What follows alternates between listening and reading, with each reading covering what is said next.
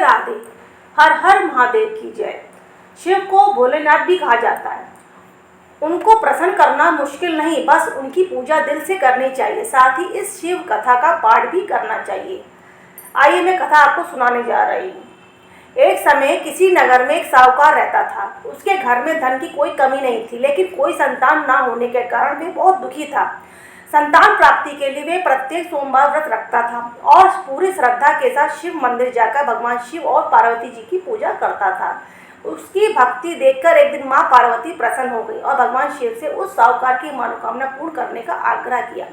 पार्वती जी की इच्छा सुनकर भगवान शिव ने कहा, हे पार्वती, इस संसार में हर प्राणी को उसके कर्मों का फल मिलता है और जिसके भाग में जो हो उसे भोगना ही पड़ता है। लेकिन पार्वती जी ने साहूकार की भक्ति का मान रखने के लिए उसकी मनोकामना पूर्ण करने की इच्छा जताई।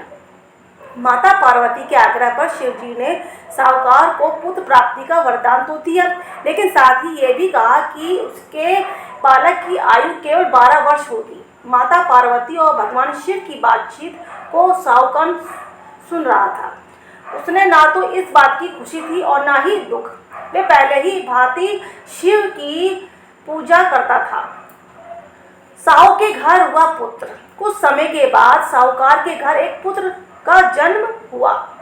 जब वह बालक 11 वर्ष का हुआ तो उसे पढ़ने के लिए काशी भेज दिया गया।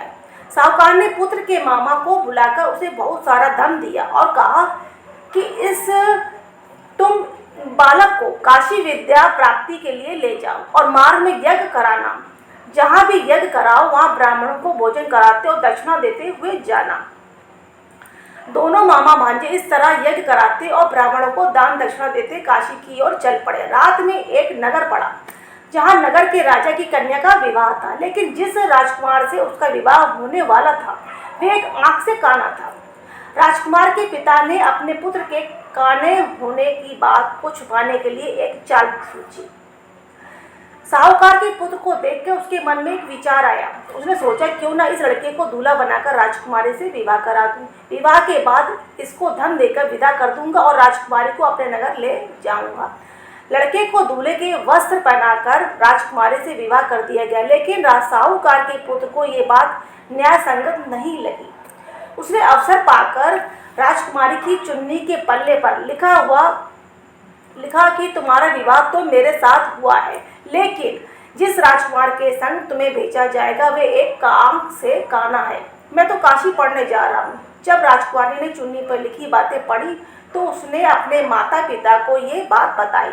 राजा ने अपनी पुत्री को विदा नहीं किया, जिससे बारात वापस चली गई। दूसरी ओर साहूकार का लड़का और उसका मामा काशी पहुंचे और वहां जाकर उन्हें यज्ञ किया। जिस दिन लड़के की आयु 12 वर्ष की हुई उसी दिन यज्ञ रखा गया।